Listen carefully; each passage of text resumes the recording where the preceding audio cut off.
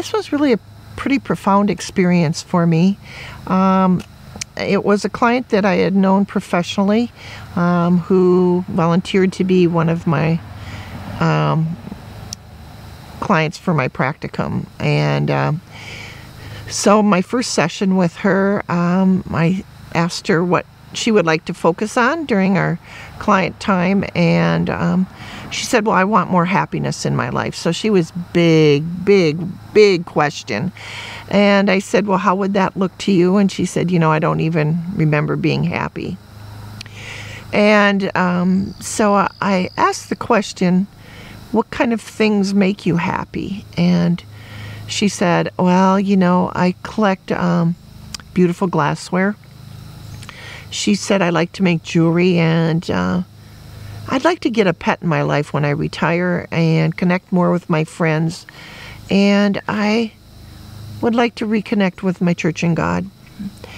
So in the course of our discussion, this happy was just too big. And so I got her down through funneling to what things are you grateful for? And she identified several things, and when we got to the time of what would be some fun and easy homework, I said, well, what would you like to do? And she said, well, I don't need anything more to do. I'm very busy in my life and at home, and when I get home, I don't want to have homework. And so for her, I reframed it as what are the next steps you'd like to do. And so she decided that what would be doable for her is on her iPhone that 3 times a week she would scribe on there 3 to 5 things she was grateful for. So that became a theme. I actually followed her for about 5 months. And in the course of this, we're coming up to spring, and I sent her a note just reminding her of our appointment and to reflect on what she thinks she would like to discuss. And when she came in, she was very quiet. And I said, you seem unusually quiet today. What would you like to talk about? And she said, I haven't decided if I feel safe talking about this. And I said, well, tell me, what would make you feel safe? And so we did some breathing in and out. I had her focus on her heart chakra. And finally she said, yes, I can do it. I trust you. And I believe that this might help me. And so she identified that she hadn't gone to church for quite a few years. It was coming up on Easter. And that she wanted to go back to church.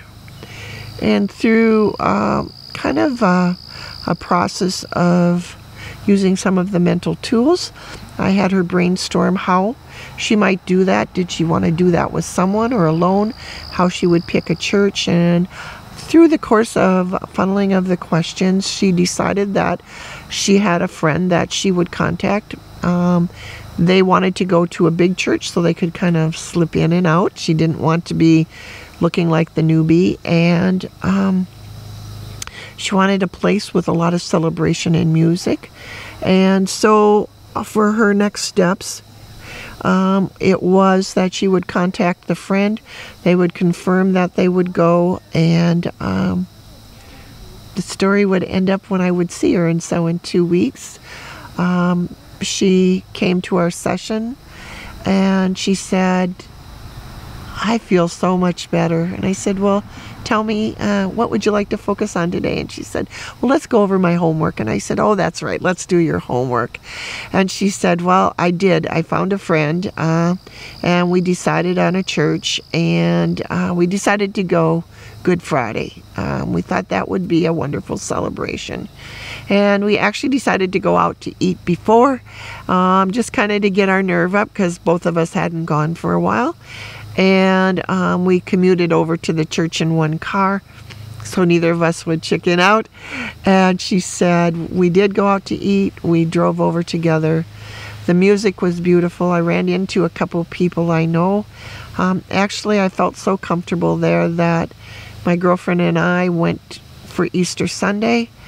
And I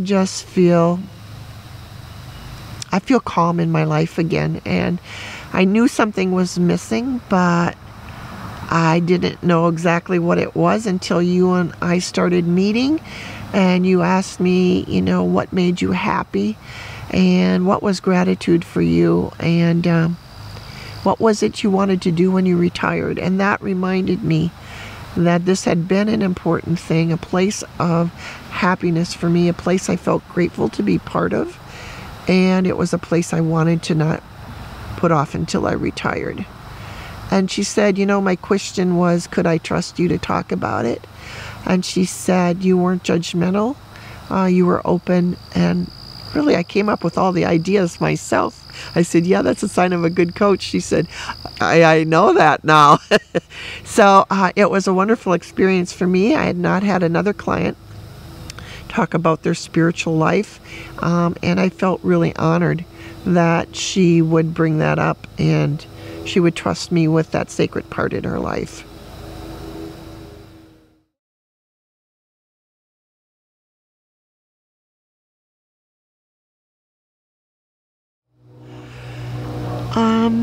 For people who are going into coaching, I would say it is a step of being brave, to being open to looking at your life in a different way, and that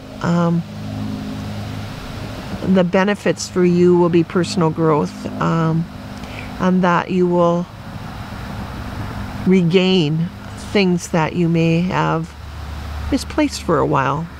So the issue of just take the step, find someone who you feel you can connect with, and then be open to the process. It's remarkable.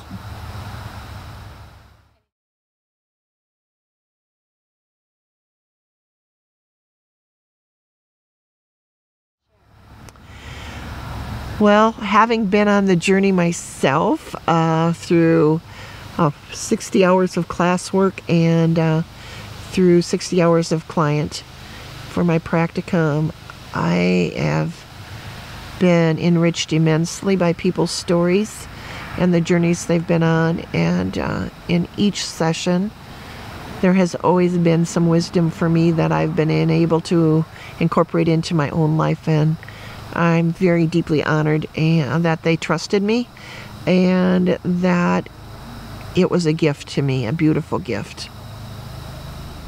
I just retired last year, and I wondered what my life would be after I retired, and I knew some components of it, but having taken Linda's course last April, I am now completed. I just completed taking my certification exam and passing, and I feel such peace about what I'm doing. It has been the best gift I've given to myself, is being part of Bark and now the WOW Academy.